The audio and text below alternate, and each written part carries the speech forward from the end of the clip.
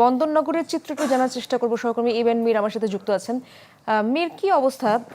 খুচরা ব্যবসায়ীদের মধ্যে একটি অসন্তোষ, যে দাম নির্ধারণ করা হয়েছে তা সেই দামের ব্যত্যয় ঘটছে কেন? এর পেছনে কি কারণ থাকতে পারে, কি মনে হচ্ছে?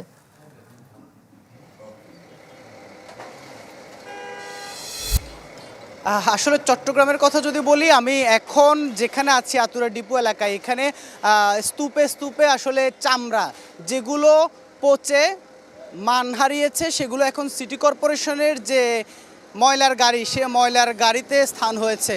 অর্থাৎ পেছনে যে ট্রাক দেখছেন, এই ট্রাকে পুরোটাই কিন্তু চামড়া ভর্তি। পুরো নগরীর বিভিন্ন জায়গায় এভাবে চামড়াগুলো, দেশের এই জাতীয় সম্পদ চামড়া নষ্ট হয়েছে।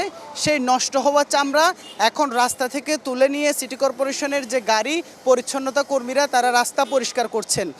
বলতে গেলে আসলে হাজার হাজার শত শত চামড়া যেগুলো রাস্তায় পড়ে আছে। এভাবে আমার পেছনেও যদি দেখাই, যে আসলে পেছনেও একই অবস্থা।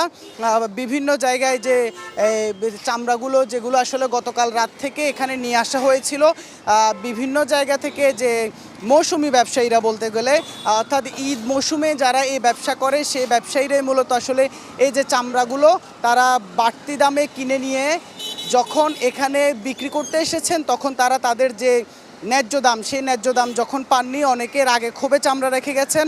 অনেকের চামড়া সংরক্ষণের যে প্রক্রিয়া, সেটি যথাযথভাবে মানা না হওয়ার কারণে সেই চামড়া এখানে যারা ব্যবসায়ীরা তারা নেননি। এছাড়াও আরও নানা ধরনের যে জটিলতা, সেই জটিলতার কারণে বলতে গেলে হাজারো চামড়া আসলে নষ্ট হয়েছে শুধুমাত্র চট্টগ্রাম সিটি কর্পোরেশন এলাকায়। সেই নষ্ট হওয়া চামড়া এখন এই মুহূর্তে সিটি কর্পোরেশনের ট্রাকগুলো আসছে, এসে তারা নিয়ে যাচ্ছে। গত বছরও কিন্তু একইভাবে হাজারো চামড়া নষ্ট হয়েছে, এবারও একইভাবে হাজারো চামড়া নষ্ট হয়েছে, যেগুলো আসলে জাতীয় সম্পদ। অনেক ধন্যবাদ আপনাকে ইবেন মীর।